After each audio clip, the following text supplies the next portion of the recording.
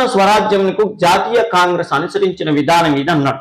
సంపూర్ణ స్వరాజ్యానికి భారతదేశానికి సంపూర్ణ స్వరాజ్యం రావాలని చెప్పి దానిలో భాగంగా జాతీయ కాంగ్రెస్ వాళ్ళు నిర్వహించినటువంటి ప్రధానమైనటువంటి ఉద్యమం ఏందని అడుగుతున్నాడు. అంటే శాసన ఉల్లంఘన ఉద్యమం, ఖిలాఫత్ ఉద్యమం, సహాయ నిరాకరణ ఉద్యమం, ఫిట్ ఇండియా ఉద్యమం, హోమ్ రూల్ ఉద్యమం. సంపూర్ణ స్వరాజ్యంకు జాతీయ కాంగ్రెస్ అనుసరించిన విధానం అంటే విద్యార్థి మిత్రులు ప్రత్యేకంగా గుర్తుపెట్టుకోవాల్సిన విషయం ఏంటంటే 1929వ సంవత్సరంలో ప్రస్తుత పాకిస్తాన్లోని లాహోర్ అనేటటువంటి పట్టణంలో రావి నది ఒడ్డున జవహర్లాల్ నెహ్రూ, అప్పుడు యంగ్ డైనమిక్ జవహర్లాల్ నెహ్రూ నూనూగు మీసాల వయసులో భారత జాతీయ కాంగ్రెస్ అధ్యక్షుడయ్యాడు. ఆయన రావి నది ఒడ్డున అద్భుతమైనటువంటి ప్రసంగం చేశాడు. ఏంటి ఆ ప్రసంగం అంటే, ఎట్టి పరిస్థితుల్లో భారతదేశానికి స్వాతంత్రం వచ్చినట్టుగానే మేము భావిస్తున్నాం. అంటే బ్రిటిష్ వాడు మాకు స్వతంత్రం ఇచ్చేదేంటి, ఆల్రెడీ మా దేశానికి స్వాతంత్రం వచ్చింది, అందుకోసమే మేము సంపూర్ణ స్వరాజ్యం అని చెప్పి ఈ రోజున తీర్మానం చేస్తున్నాం. ఈ తీర్మానాన్ని అనుసరించి 1930వ సంవత్సరం జనవరి 26వ తారీఖు నుండి దేశంలోని ప్రతి పట్టణంలో కూడా అదేవిధంగా ప్రతి గ్రామంలో కూడా జాతీయ పతాకాన్ని ఎగరవేస్తాము.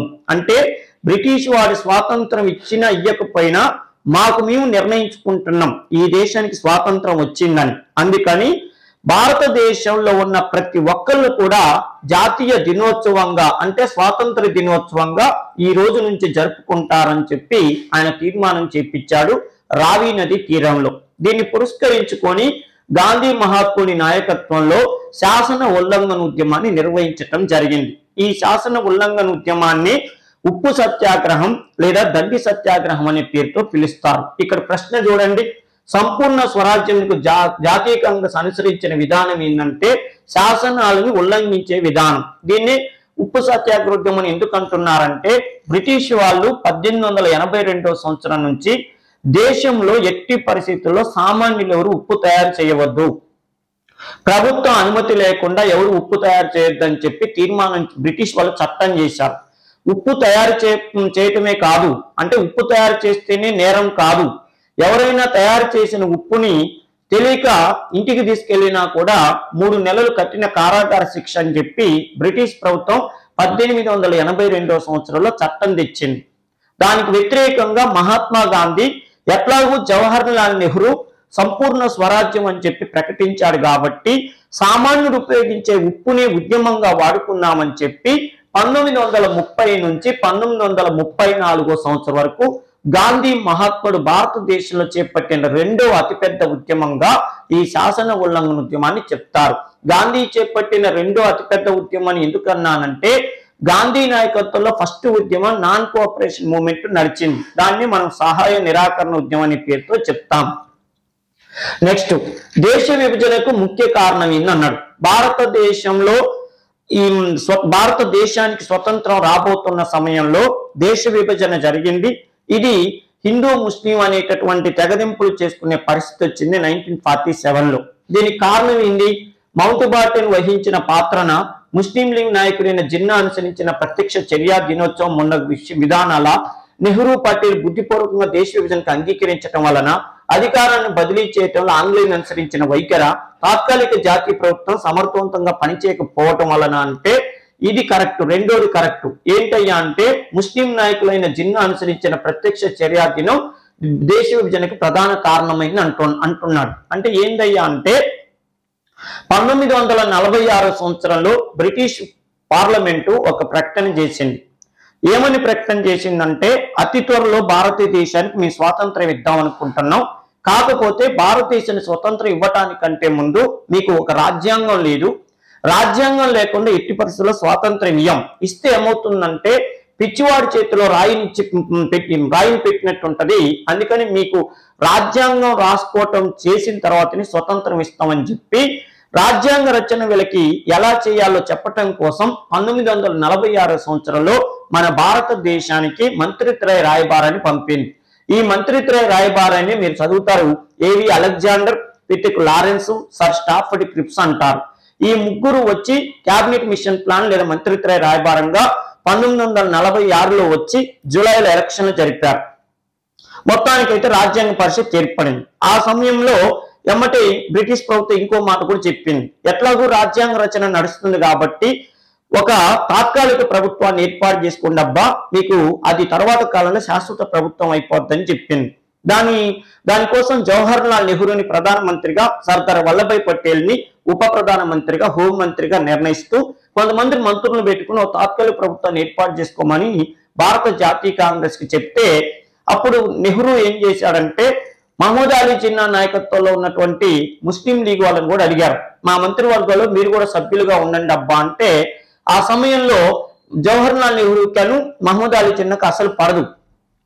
ఈ పడకపోవటం వల్ల జవహర్ లాల్ నెహ్రూ ఆయన ఇష్టం లేకపోయినా, అంటే మహమూద్ అలీ జిన్నా నేను మీ మంత్రివర్గంలో చేరనని చెప్పితే, నువ్వు చేరకపోయినా పర్లేదు కానీ మేము ప్రభుత్వాన్ని ఏర్పాటు చేస్తామని చెప్పి జవహర్ లాల్ నెహ్రూ నాయకత్వంలో ఒక తాత్కాలిక ప్రభుత్వం ఏర్పడింది. దీనికి వ్యతిరేకంగా ముస్లిం లీగు 1946 సంవత్సరం ఆగస్టు 16వ తారీఖు నాడు ఈ చర్యా దినోత్సవాన్ని చేపట్టారు. దీన్ని ప్రత్యక్ష చర్యా దినోత్సవం అనే పేరుతో చెప్తారు. నేను మళ్ళీ చెప్తున్నా, 1946 సంవత్సరం ఆగస్టు 16వ తారీఖు నాడు ప్రత్యక్ష చర్యా దినోత్సవాన్ని ముస్లిం లీగ్ ఎందుకు చేపట్టిందంటే, జవహర్ లాల్ నెహ్రూ నాయకత్వంలో తాత్కాలిక ప్రభుత్వం ఏర్పడటానికి వ్యతిరేకంగా చేశారు. అంటే వాళ్ళ మంత్రివర్గంలో చేరలేదు, తర్వాత చేరారు అనుకోండి, అది వేరే విషయం.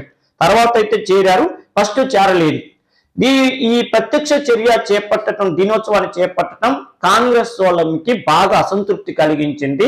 దానితో ఇక ఎడమొహం పెడమొహం అనేటటువంటిది జరిగింది.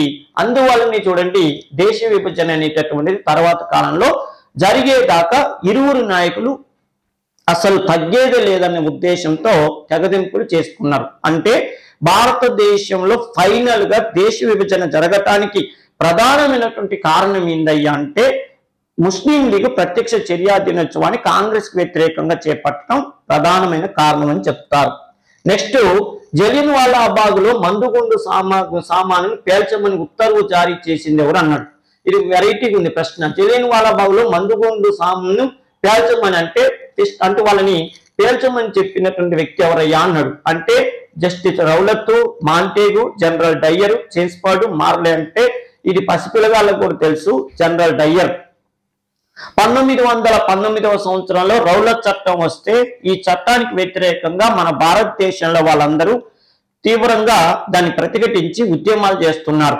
దీనికి వ్యతిరేకంగా బ్రిటిష్ ప్రభుత్వం ఏం చేసిందంటే, మాంటేగ్ చేన్స్ఫర్డ్ సంస్కరణను ఎవరైతే వ్యతిరేకిస్తారో వాళ్ళని 24 గంటల లోపల కోర్టు ముందు హాజరుపరచాలని చెప్పే హెబియస్ కార్పస్ కూడా వ్యతిరేకంగా కఠినమైన శిక్ష వేయటం కోసం రౌలత్ చట్టం అని ఒక చట్టం తెప్పించింది. ఈ రౌలత్ చట్టానికి వ్యతిరేకంగా మళ్ళీ భారతీయులు పెద్ద మొత్తంలో ప్రతిఘటిస్తుంటే ఎట్టి పరిస్థితుల్లో సభలు సమావేశాలు పెట్టుకోవద్దని బ్రిటిష్ ప్రభుత్వం చెప్పింది. అయినా కూడా 1919వ సంవత్సరం ఏప్రిల్ 13వ తారీఖు నాడు జలియన్ వాలా బాగ్, అంటే పంజాబ్ లోని అమృతసర్ జిల్లాలో ఉన్నటువంటి జలియన్ వాలా బాగ్ అనే పట్టణంలో 10,000 మంది సిక్కులు సమావేశమయ్యారు. ఆ జలియన్ వాలా బాగ్ అనేది ఒక క్రికెట్ గ్రౌండ్ లాగా ఉంటది, ఒక స్టేడియం. దాంట్లో వీళ్ళు సమావేశమయ్యారు. దీనికి వ్యతిరేకంగా బ్రిటిష్ అధికారులు ఇద్దరు, ఒకళ్ళు జనరల్ డయ్యర్, ఒకళ్ళు మైకేల్ ఓ డయ్యర్. జనరల్ డయ్యర్ ఏమో సైన్యాధికారి, ఓకే. మైకేల్ ఓ డయ్యర్ ఏమో అప్పుడు పంజాబ్ రాష్ట్రానికి గవర్నర్ గా పనిచేస్తున్నాడు, లెఫ్టినెంట్ గవర్నర్ గా. ఈ లెఫ్టినెంట్ గవర్నర్ అయినటువంటి మైకేల్ ఓ డయ్యర్ సైన్యాధికారి అయినటువంటి జనరల్ డయ్యర్ కు వర్తమానం పంపించాడు. ఏమని? మిత్రమా, రౌలత్ చట్టం ప్రకారం ఎవరు కూడా సభలు సమావేశాలు పెట్టుకోకూడదు, కానీ పంజాబ్ లోని అమృతసర్ జిల్లాలో జలియన్ వాలా బాగ్ లో దాదాపు 10,000 మంది సిక్కులు సమావేశమయ్యారంట. ఇది ఏ కారణమో నాకు తెలియదు, కానీ మన రౌలత్ చట్టానికి వ్యతిరేకంగా జరుగుతున్న కార్యక్రమం కాబట్టి నువ్వు వెళ్ళి అక్కడ అంతు చూడని చెప్తేనే ఈ దుర్మార్గుడు 1919 ఏప్రిల్ 13వ తారీఖు నాడు 1600 మంది వాళ్ళ సైన్యాన్ని తీసుకుని వెళ్ళి ఘోరాతిఘోరంగా కాల్చి చంపాడు. దీన్నే భారత స్వాతంత్రోద్యమంలో జలియన్ వాలా బాగ్ సంఘటన అని చెప్తారు. దీనికి ప్రధాన కారకుడిగా జనరల్ డయ్యర్ ని చెప్తారు. దీనికి వ్యతిరేకంగానే కాంగ్రెస్ పార్టీ ఒక కమిటీ వేసింది, ముస్లిం అదేవిధంగా బ్రిటిష్ వాళ్ళు ఒక కమిటీ వేశారు. జలియన్ వాలా బాగ్ సంఘటనకు ఎలా జరిగిందనే దాని మీద బ్రిటిష్ ప్రభుత్వం వేసిన కమిటీకి ఏమో అధ్యక్షుడు హంటర్, హంటర్ కమిటీ వేశారు. అదే కాంగ్రెస్ వాళ్ళు వేసిన కమిటీకి ప్రత్యేకంగా మదన్ మోహన్ మాలవ్య, మోతీలాల్ నెహ్రూ అనేటటువంటి వాళ్ళు ఆ కమిటీకి అధ్యక్షుడైతే దాంట్లో ఒక సభ్యుడిగా మన మహాత్మా గాంధీ పనిచేశారు. ఓకే కదా, ఇది దీనికి సంబంధించిన విషయం. నెక్స్ట్ రెండో అఖిలపక్ష సమావేశానికి ఈయన హాజరయ్యారన్నారు. రెండో అఖిలపక్ష సమావేశం అంటే 1931. దీన్ని ఆర్టీసీ అంటారు. Second RTC. ఆర్టీసీ అంటే రౌండ్ టేబుల్ కాన్ఫరెన్స్. మొత్తం రౌండ్ టేబుల్ కాన్ఫరెన్స్ లో లేదా మొత్తం ఆర్టీసీలు 3 జరిగితే మొదటి రౌండ్ టేబుల్ సమావేశానికి కాంగ్రెస్ అటెండ్ కాలేదు. ఎందుకు అటెండ్ కాలేదంటే అసలు ఆర్టీసీలు మొత్తం 1930లో ఒకటి, 1931లో ఒకటి, 1932లో ఒకటి జరిగింది. 1931 రౌండ్ టేబుల్ సమావేశానికి కాంగ్రెస్ ఎందుకు హాజరు కాలేదంటే గాంధీ నాయకత్వంలో కాంగ్రెస్ వాళ్ళందరూ కలిసి శాసన ఉల్లంఘన ఉద్యమం, దాన్ని ఉప్పు సత్యాగ్రహ ఉద్యమం చేస్తున్నారు. బిజీగా ఉండటం వల్ల వెళ్ళలేదు. కాంగ్రెస్ వెళ్ళకపోవడంతో మొదటి రౌండ్ టేబుల్ సమావేశం లండన్ లో జేమ్స్ ప్యాలెస్ లో అట్టర్ ఫ్లాప్ అయింది. ఎందుకంటే పెళ్లి కొడుకు లేకుండా పెళ్లి చేసినట్టుంది. భారతదేశంలో అత్యధిక సంఖ్యాకులు ఏ పార్టీలో ఉన్నారు లేదా ఏ సంస్థలో ఉన్నారంటే కాంగ్రెస్ లో ఉన్నారు. ఆ కాంగ్రెస్ వాళ్ళు ఈ సమావేశానికి హాజరు కాకపోయేసరికల్లా డిజాస్టర్ అయింది, అట్టర్ ఫ్లాప్ అయింది పరిస్థితి. దీన్ని గమనించినటువంటి అప్పటి ఇంగ్లాండ్ ప్రధానమంత్రి అయినటువంటి రామ్సే మ్యాక్డొనాల్డ్ మన భారతదేశంలో వైస్రాయ్గా పనిచేస్తున్నటువంటి ఇర్విన్కి వార్నింగ్ ఇచ్చాడు. ఈ రౌండ్ టేబుల్ సమావేశానికి కాంగ్రెస్ ఎందుకు అటెండ్ కాలేదంటే వీళ్ళు ఉప్పు సత్యాగ్రహోద్యమం చేసుకుంటున్నారు, అందువల్లనే అటెండ్ కాలేదని చెప్తే అప్పుడు రామ్సే మ్యాక్డొనాల్డ్ ఇర్విన్కి చెప్పాడు, రెండో రౌండ్ టేబుల్ సమావేశానికి ఖచ్చితంగా కాంగ్రెస్ అటెండ్ అయ్యేటట్టు చెయ్యి, లేకపోతే మన పరువు ప్రతిష్టలు పోయేటట్టు ఉన్నాయి. మన ఇంగ్లాండ్ లో మన ప్రతిపక్ష పార్టీ వాళ్ళు మనని ఏకిపారేస్తున్నారు. అసలు ప్రధాన సంస్థ అయిన కాంగ్రెస్ లేకుండా రౌండ్ టేబుల్ సమావేశాలు ఎవరు ఏర్పాటు చేయమన్నది మిమ్మల్ని అని చెప్పి అవాకులు చవాకులు పేల్చుతున్నారు. నువ్వేం చేస్తావు నాకు తెలియదు, రెండో రౌండ్ టేబుల్ సమావేశానికి కాంగ్రెస్ అటెండ్ అయ్యేటట్టు చూడమని చెప్తే చూడండి, రెండో అఖిలపక్ష సమావేశానికి జవహర్లాల్ నెహ్రూ, మహాత్మా గాంధీ, గోఖలే, సుభాష్ చంద్రబోస్, చిత్తరంజన్ దాస్ అంటే రెండో రౌండ్ టేబుల్ సమావేశానికి హాజరైన వ్యక్తి మహాత్మా గాంధీ. ఎందుకు అటెండ్ అయ్యాడు అని అంటే ఇర్విన్ గాంధీని బతిలాడిండు, ఇది మా ఇజ్జత్ కా సవాల్ రా స్వామి, నువ్వేమో ఉప్పు సత్యాగ్రహోద్యమం, పప్పు సత్యాగ్రహోద్యమం అని కూర్చున్నావు, అక్కడేమో నా పై అధికారి రామ్సే మ్యాక్డొనాల్డ్ మొత్తం పిచ్చి తిట్టి పడేస్తున్నాను నన్ను, అందుకని నువ్వేం చేస్తావు నాకు తెలియదు, నువ్వు రెండో రౌండ్ టేబుల్ సమావేశానికి వెళ్ళని చెప్తే అప్పుడు గాంధీ ఏమన్నాడు, నేను మంచి బిజీగా ఉన్నబ్బా ఈ ఉప్పు సత్యాగ్రహోద్యమంలో నేను ఎట్టి పరిస్థితులు వెళ్ళనన్నాడు. అసలు నీ లక్ష్యం ఏంటో చెప్పు, నేను అన్ని మా ప్రభుత్వంతో మాట్లాడి మీకు అన్ని అనుకూలమయ్యేటట్టు చేస్తా అంటే అప్పుడు గాంధీ ఒక మెట్టు దిగొచ్చిండు. ఇద్దరికి మధ్య రెండో రౌండ్ టేబుల్ సమావేశం కంటే ముందు 1931 సంవత్సరం మార్చి 5వ తారీఖు నాడు ఒక సమావేశం జరిగింది. దాన్ని గాంధీ ఇర్విన్ ఒప్పందం అంటారు. ఈ డేట్లు మర్చిపోతే మీరు చాలా నష్టపోవాల్సి వస్తుంది. ఒక సంఘటన అనగానే మళ్ళీ చెప్తున్నా, ఆధునిక భారతదేశ చరిత్ర గురించి మీకు బాగా సబ్జెక్టు వచ్చిందని ఎప్పుడు అనుకోవాలంటే ఒక సంఘటన చెప్తే ఇయర్ తో పాటు డేట్ కూడా గుర్తుకొస్తేనే మీకు ఆ సబ్జెక్ట్ మీద గ్రిప్ ఉన్నట్టుగా గుర్తుపెట్టుకోండి. ఎట్టి పరిస్థితుల్లో డేట్లు తెలియకుండా నాకు ఆధునిక భారతదేశ చరిత్ర మొత్తం వచ్చు అంటే మిమ్మల్ని మీరు మోసం చేసుకున్నట్టుగానే. ఎందుకంటే ఆధునిక భారతదేశ చరిత్ర మీద ఎట్లా అడుగుతాడంటే క్రోనలాజికల్ ఆర్డర్ అంటే సంఘటనలు అన్ని ఇచ్చి నువ్వు వీటిని సరైన క్రమంలో అమర్చమంటాడు.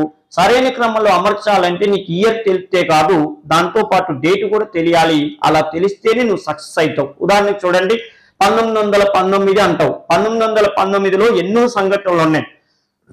మాంటేన్ చేన్స్పాటి సంస్కరణలు జరిగింది, రౌలత్ చట్టం జరిగింది, తర్వాత ఖిలాఫత్ ఉద్యమం జరిగింది, జలియన్ వాలాబాగ్ సంఘటన జరిగింది.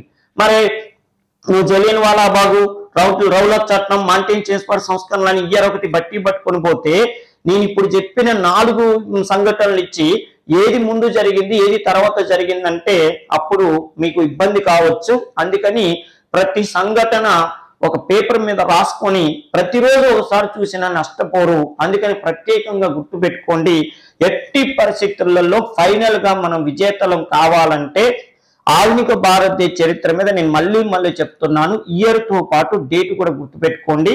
ముఖ్యంగా గాంధీ మహాత్ముడి స్వాతంత్ర పోరాటంలోకి వచ్చినాక జరిగిన ప్రతి సంఘటన నీకు ఇయర్ తో పాటు డేట్ ఉంటేనే నువ్వు కరెక్ట్ గా అమర్చడానికి వీలవుతుంది, అక్కడ వరుస క్రమంలో అమర్చడానికి వీలవుతుంది. గుర్తుపెట్టుకోండి అమ్మా. ఇప్పుడు చూడండి 1931 మార్చి 5వ తారీఖు నాడు గాంధీకి ఇర్విన్కి మధ్య ఒప్పందం జరిగింది. ఇది భారతదేశ చరిత్రలో జరిగిన ఒక అద్భుతమైన సువర్ణ ఘట్టంగా చెప్తారు. ఎందుకో తెలుసా, ఆ రోజుల్లో బ్రిటిష్ వాళ్ళకి మన భారతీయులకి ఏదైనా ఒప్పందం జరుగుతుంటే బ్రిటిష్ వాళ్ళేమో పై ఎత్తున కూర్చునే వాళ్ళు, అంటే సీటు మీద కూర్చున్నప్పుడు వాళ్ళం పై ఎత్తున కూర్చుంటే మన వాళ్ళేమో కింద కూర్చునే వాళ్ళు, అంటే కింద అంటే కొద్దిగా డౌన్ లో కూర్చునే వాళ్ళు. కానీ భారతదేశ చరిత్రలో జరిగిన ఒక అద్భుతమైనటువంటి ఘట్టం ఈ గాంధీ ఇర్విన్ ఒప్పందంలో ఉన్న విషయం ఏంటంటే, ఇర్విన్ గాంధీ ఇద్దరు సమానమైన చైర్ల మీద కూర్చొని ఒప్పందం చేసుకున్నారు. ఇది మహాత్మా గాంధీకి బ్రిటిష్ వాళ్ళు కల్పించిన ఒక అరుదైనటువంటి గౌరవంగా చెప్పవచ్చును. ఈ సంఘటన తర్వాత అంటే ఈ ఒప్పందం జరిగిన తర్వాత బ్రిటిష్ వాళ్ళు గాంధీ కొన్ని కండిషన్లు చెప్పాడు. బ్రిటిష్ వాళ్ళు మీన్స్ ఇర్విన్కి కొన్ని కండిషన్లు చెప్పాడు. ఏమని, నేను ఈ శాసన ఉల్లంఘన ఉద్యమం లేదా ఉప్పు సత్యాగ్రహ ఉద్యమాన్ని ఆపుకొని నేను లండన్ వెళ్ళాలంటే వివిధ కారణాలతో మా వాళ్ళని అరెస్టు చేశారు, జాతీయ ఉద్యమకారులని, వాళ్ళని విడుదల చేయాలి, వాళ్ళ ఆస్తుల్ని బ్రిటిష్ ప్రభుత్వం జప్తు చేసింది, అవన్నీ తిరిగి ఇచ్చేయాలి, అలా అయితేనే నేను వెళ్తా అన్నాడు. అప్పుడు ఇర్విన్ ఏమన్నాడు, మీరు ఈ ఉప్పు సత్యాగ్రహ ఉద్యమాన్ని ఆపుకొని వెళ్ళేటట్టయితే అవన్నీ నేను చూసుకుంటా అన్నాడు. ఇద్దరికి ఒప్పందం కుదిరింది. గాంధీ 2వ రౌండ్ టేబుల్ సమావేశానికి వెళ్ళాడు. ఇక్కడే గాంధీని చాలా మంది అవమానిస్తారు. గాంధీని తిట్టడానికి కారణం ఇదే. గాంధీ దుర్మార్గుడు అని చెప్పి చాలా మంది ముఖ్యంగా యూత్ గాంధీని విమర్శించేది ఏంటంటే, 1931 సంవత్సరం మార్చి 5వ తారీఖు నాడు ఈ గాంధీ ఇర్విన్ ఒప్పందం జరిగినప్పటికీ కొద్ది రోజుల తర్వాత అంటే మార్చి 31వ తారీఖు 1931 ఓకేనా, మార్చి 31వ తారీఖు నాడు ఎవరినయ్యా అంటే భగత్ సింగ్ వీళ్ళని ఉరిదీయబోతున్నారు కాబట్టి మరి వాళ్ళు జైల్లో ఉన్నారు కదా, గాంధీ తలుచుకుంటే ఒక పని చేయొచ్చు. ఏమని, జైల్లో ఉన్నటువంటి ఉరి శిక్షకు సిద్ధం చేస్తున్నటువంటి భగత్ సింగ్ ని వీళ్ళందరినీ కనుక విడుదల చేస్తేనే నేను లండన్కి వెళ్తానబ్బా అని కండిషన్ పెట్టుంటే బ్రిటిష్ వాళ్ళు తప్పకుండా వాళ్ళ పరువు ప్రతిష్టలకు సంబంధించిన వ్యవహారం కాబట్టి రౌండ్ టేబుల్ సమావేశం సక్సెస్ కావటం అనేది వీళ్ళని వదిలేవాళ్ళు. కానీ గాంధీ పట్టించుకోలేదు. ఇందువల్లనే గాంధీని దేశంలో చాలా మంది విమర్శిస్తారు. ఏదేమైనా కూడా రౌండ్ టేబుల్ సమావేశాలకి కాంగ్రెస్ తరపున గాంధీ వెళ్ళారు. అదేవిధంగా వ్యక్తిగత సహాయకులుగా మదన్ మోహన్ మాలవ్య, సరోజినీ నాయుడు వెళ్ళారు. ఇది గుర్తుపెట్టుకోండి. నెక్స్ట్, మహమ్మదీయ ఉద్యమంకు ఈయన స్థాపించాడు అన్నాడు. మహమ్మదీయ ఉద్యమాన్ని ఈయన స్థాపించాడంటే చూడండి, మీర్జా గులాం మహమ్మద్ అనే వ్యక్తి మహమ్మదీయ ఉద్యమాన్ని స్థాపించాడు. ఈ విషయం ఏంటంటే, భారతదేశంలో అలీగఢ్ ఉద్యమాన్ని సర్ సయ్యద్ అహ్మద్ ఖాన్ ప్రారంభిస్తే తర్వాత కాలంలో ఎన్నో ఉద్యమాలు ఇస్లాం మతం వాళ్ళకు సంబంధించినవి వచ్చినాయి. వాటిలో దియోబందీ ఉద్యమం వచ్చింది, వహబీ ఉద్యమం వచ్చింది, ఓకేనా, ఈ మహమ్మదీయ ఉద్యమం ఒకటి వచ్చింది. ఎవరెవరు ఏ సంస్థలను స్థాపించారనేది కూడా ప్రత్యేకంగా గుర్తుపెట్టుకోండి. ఓకేనా. నెక్స్ట్, భారత రాజ్యాంగం 1950 జనవరి 26 లేదా జనవరి 26, 1950 తేదీన అమల్లోకి రావటంలో ముఖ్య లక్ష్యం ఏమిటి అనగా అన్నాడు. ఓకేనా. భారత రాజ్యాంగాన్ని 26 జనవరి 1950 తేదీన అమలు పరచడంలోని ముఖ్య లక్ష్యం ఏమనగా, భారత జాతీయ కాంగ్రెస్ స్థాపించబడిన సంవత్సరం, క్విట్ ఇండియా ఉద్యమం ప్రారంభించబడిన తేదీ, సంపూర్ణ స్వరాజ్యం కావాలని జాతీయ కాంగ్రెస్ కోరిన తేదీ, గాంధీజీ సహాయ నిరాకరణ ఉద్యమాన్ని ప్రారంభించిన తేదీ, రాజ్యాంగ పరిషత్ తన కార్యక్రమాలను ప్రారంభించిన తేదీ. అంటే భారత రాజ్యాంగం అమల్లోకి రావడంలో ప్రధానమైన ఉద్దేశం ఏంటంటే సంపూర్ణ స్వరాజ్యం కావాలని జాతీయ కాంగ్రెస్ కోరిన తేదీ ఏదంటే ఈ రోజు. ఓకేనా, ఇది కరెక్ట్. సంపూర్ణ స్వరాజ్యం కావాలని జాతీయ కాంగ్రెస్ కోరిన రోజు. ఓ ముఖ్యమైన విషయం ఏంటంటే 1929 సంవత్సరం జనవరి, ప్రత్యేకంగా 1929 సంవత్సరం డిసెంబర్ 28, 29, 30, 31 కరెక్ట్ చెప్తున్నా. 1929 డిసెంబర్ 28, 29, 30, 31 ఈ 4 రోజులు కాంగ్రెస్ అంటే ఐఎన్సి అనే సంస్థ లాహోర్ లో సమావేశమైంది. దీనికి అధ్యక్షుడు జవహర్ లాల్ నెహ్రూ అని నేను ఒకసారి చెప్పాను కూడా. ఈ సమావేశంలో జవహర్ లాల్ నెహ్రూ ఆవేశపూరితమైన ఉపన్యాసం ఇస్తూ భారతదేశానికి ఇక స్వాతంత్రం వచ్చినట్టే ప్రతి సంవత్సరం జనవరి 26వ తారీఖు నాడు మనం జాతీయ పతాకాన్ని ఎగరవేసుకుందామని ఆ రోజు ప్రకటించాడు, డిసెంబర్ 31వ తారీఖు నాడు. మరి పర్టికులర్ గా డిసెంబర్ 28వ తారీఖు, 29, 30, 31 ఎందుకు అక్కడ సమావేశం అయ్యారంటే జాతీయ కాంగ్రెస్ స్థాపించిన తేదీ ఏదంటే డిసెంబర్ 28, అంటే పుట్టినరోజు. ఇక ప్రతి సంవత్సరం వాళ్ళు సమావేశం అవటం అనేది మనందరికి తెలిసిన విషయమే. ఇప్పటికి కూడా సమావేశం అవుతున్నారు. అయితే డిసెంబర్ 31వ తారీఖు నాడు రావి నది ఒడ్డున జవహర్లాల్ నెహ్రూ ఏమన్నాడు, ప్రతి సంవత్సరం అంటే 1930, రాబోయే 1930 కాబట్టి జనవరి 26వ తారీఖు నుంచి మనం జాతీయ పతాకాన్ని ఎగరవేసుకుందాం అన్నాడు. ఆయన కోరికను మన్నించి ఆయన చేసిన తీర్మానాన్ని ఆమోదించి ప్రతి సంవత్సరం జనవరి 26వ తారీఖు నాడు దేశం మొత్తం జెండా వందనాలు చేసుకుంటారు. మరి ఇప్పుడు అలా కంటిన్యూ అవుతుంది. మన దేశానికి స్వాతంత్రం 1947 ఆగస్టు 15వ తారీఖు నాడు వచ్చింది. ఆగస్టు 15వ తారీఖు వచ్చింది. జనవరి 26 నాడు మాత్రం ప్రతి సంవత్సరం మన స్వాతంత్రం రాకముందు నుంచే జాతీయ పతాకాన్ని ఎగరవేసుకుంటున్నాం. కానీ స్వతంత్రం వచ్చిందో ఆగస్టు 15వ తారీఖు వచ్చింది. దీనివల్ల ఏమైందంటే 1947 ఆగస్టు 15 నుంచి ప్రతి సంవత్సరం 2 సార్లు జెండా వందనాలు చేసుకుంటున్నాం. అప్పటికే రాజ్యాంగాన్ని 1946 నుంచి రాయటం మొదలుపెట్టారు. రాస్తూ 1949 నవంబర్ 26వ తారీఖు నాడు రాజ్యాంగాన్ని కూడా ఆమోదించారు. 1949 నవంబర్ 26వ తారీఖు నాడు రాజ్యాంగాన్ని ఆమోదిస్తే మరి నవంబర్ 26వ తారీఖు నుంచి రాజ్యాంగం అమలు చేసుకున్నాం అనుకోండి, దానివల్ల ఏమవుతుందంటే 3వ పండగ వస్తుంది. అంటే నవంబర్ 26వ తారీఖు నాడు జెండా ఎగరేసుకోవాల్సి వస్తుంది. ఎందుకు? రాజ్యాంగం అమల్లోకి వచ్చిన రోజు కాబట్టి. దానివల్ల 3 జాతీయ దినోత్సవాలు అవుతున్నాయి. జనవరి 26 అనేది ఫస్ట్ నుంచి అమలు చేస్తున్నాం. ఆగస్టు 15 స్వాతంత్రం వచ్చినప్పటి నుంచి అమలు చేస్తున్నాం. ఇప్పుడు రాజ్యాంగాన్ని ఆమోదించుకోవటం నవంబర్ 26 అయితే సంవత్సరంలో 3 జాతీయ పతాకాల ఆవిష్కరణ దినోత్సవాలు జరుగుతాయి. అందుకని ఇదంతా ఇబ్బంది అయిద్దని చెప్పి 1949 నవంబర్ 26వ తారీఖు నాడు రాజ్యాంగం ఆమోదించినప్పటికీ దానిని బీరువాలో పెట్టి డిసెంబర్ పోయింది. జనవరి 26వ తారీఖు నుంచి దాన్ని అమలు చేయటం ప్రారంభించారు. ఎందుకు? ఎప్పటి నుంచో మనం జనవరి 26వ తారీఖు నాడు జాతీయ పతాకాన్ని ఎగరవేస్తున్నాం కాబట్టి రాజ్యాంగం అమల్లోకి వచ్చిన రోజుగా దాన్ని గుర్తుంచుకోవాల జాతి జనులు అని చెప్పి అలా ప్రకటించారు.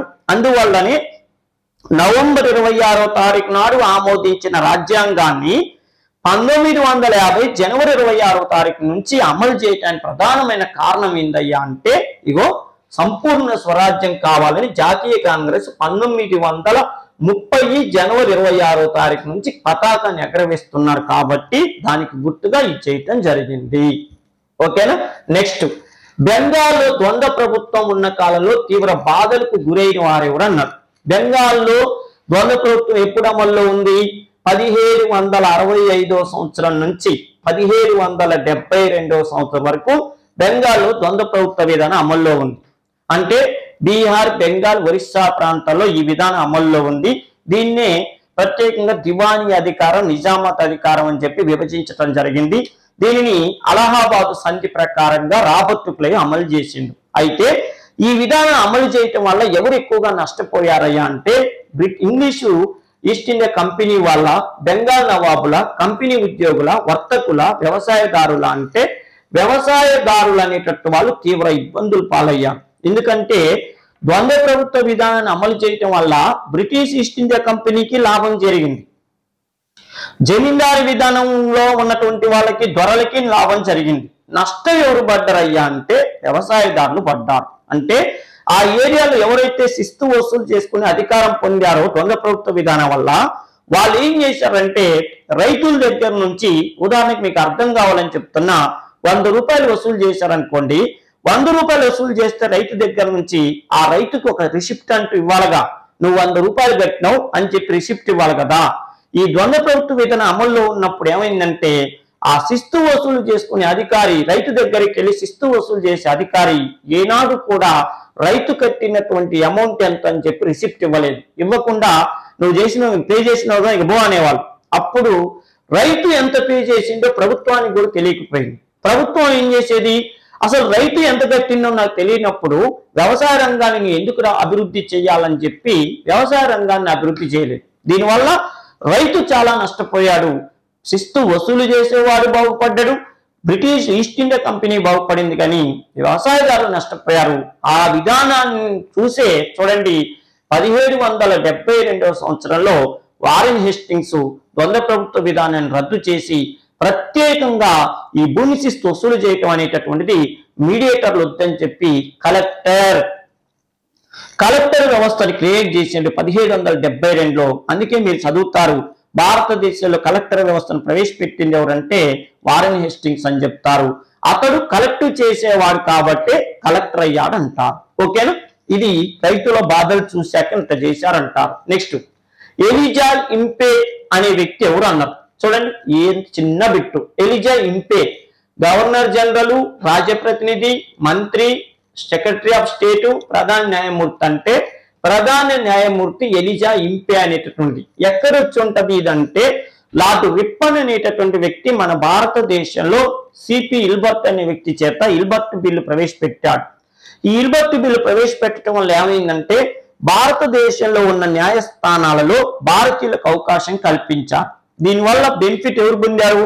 భారతదేశంలో న్యాయవాదులు, న్యాయమూర్తులు పొందారు. ఇక్కడ ఎలిజా ఇంపీ ఎందుకు వచ్చారంటే రిప్పన్ కాలంలో ఎలిజా ఇంపీ అనే వ్యక్తి సెలవుల మీద వెళ్ళిపోయాడు.